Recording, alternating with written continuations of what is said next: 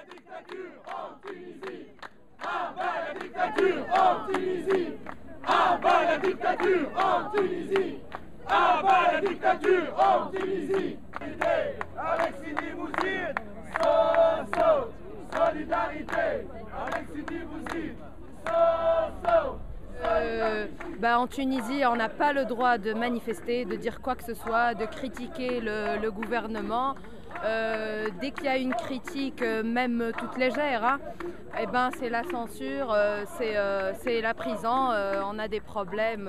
On est tunisien également d'origine et on peut aimer la Tunisie, vouloir l'unité nationale en Tunisie, ne pas être des agents de l'Europe comme le président Ben Ali a accusé, et donc soutenir le peuple tunisien dans sa totalité. Il faut savoir qu'à l'heure actuelle, il y a des milliers et des milliers de jeunes Tunisiens qui se mobilisent notamment pour leur avenir. Ils en ont marre d'un système qui les prive de leurs droits sociaux, et l'UNEF de tout temps elle a été solidaire des combats des jeunes générations partout dans le monde pour la démocratie, mais aussi pour le respect de leurs droits, et c'est dans ce cadre-là qu'aujourd'hui nous sommes présents en solidarité du peuple tunisien et de sa jeunesse qui est violemment réprimée aujourd'hui par les autorités politiques en Tunisie. Le mouvement de Sidi Bouzid, à travers ses slogans, a exprimé un ensemble de revendications, non à la corruption, non au vol qui devient institutionnalisé. C'est de notoriété publique, on vit sous une dictature depuis quand même 23 ans, et donc on voudrait bien que ça change. Moi j'aimerais bien vivre le jour où je pourrais exercer ma liberté dans mon pays et ne pas être obligée de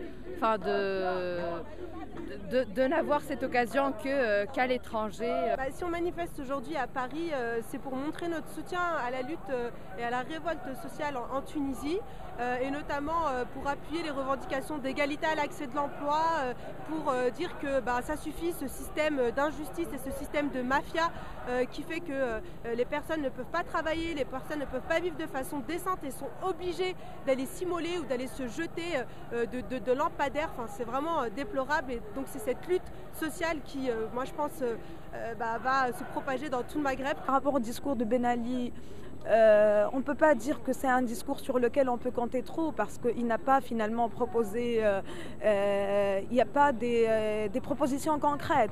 Des promesses, on entend depuis le 7 novembre 87, il a commencé par des promesses par rapport à la liberté, par rapport au chômage, et il est encore dans les promesses.